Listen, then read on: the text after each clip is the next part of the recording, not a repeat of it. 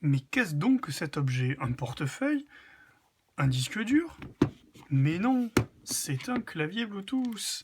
Et oui, voici un super petit clavier Bluetooth iCinic qui fonctionne donc avec tout ce qui est Bluetooth et qui est donc super petit, tout mignon, on peut le transporter comme ça, mais en fait son côté portefeuille est très intelligemment conçu, puisque comme on a quelque chose d'aimanté ici, eh bien on va pouvoir en faire pour le coup un support d'appoint pour un smartphone ou une tablette, et donc ainsi avoir un support pour pouvoir travailler en toute quiétude et de façon particulièrement mobile, j'ai envie de dire.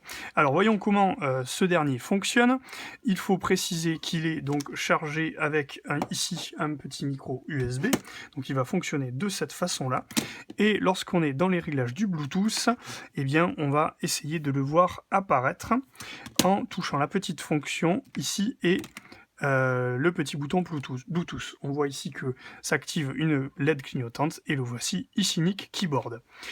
On va donc relier cet appareil à l'iPad, voilà qui est fait, il n'y a même pas besoin de code, et on va déjà pouvoir bénéficier des premiers boutons, ici la maison pour revenir au bouton Home, ici Spotlight, ensuite on a Alt, copier, coller, couper la lecture, ici audio plus fort, moins fort, et également un bouton pour basculer de Windows à sûrement à iOS ou à OS X.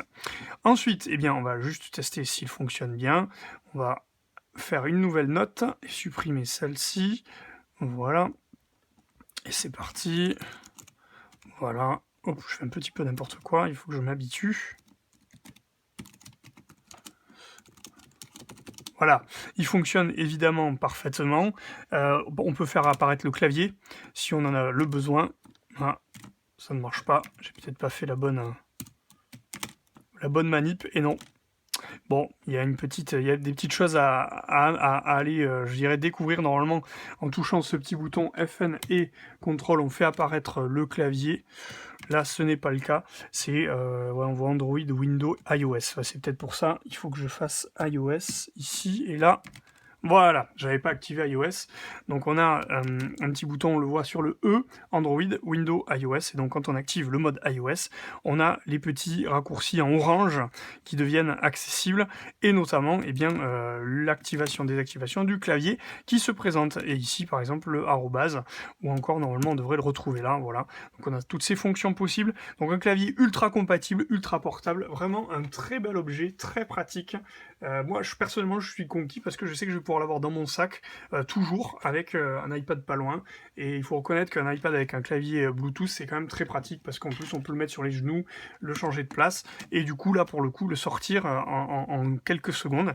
Et il faut aussi préciser qu'il s'éteint tout seul lorsqu'on le met comme ça, il va de lui-même s'éteindre, et voilà, on l'a vu là, le clavier se relève, ce qui veut dire qu'il n'y a plus de clavier Bluetooth, et si je le réouvre, hop, il se rallume, et hop, le clavier Bluetooth se connecte à l'iPad. Donc c'est aussi une fonction vraiment très intéressante que présente ce petit clavier.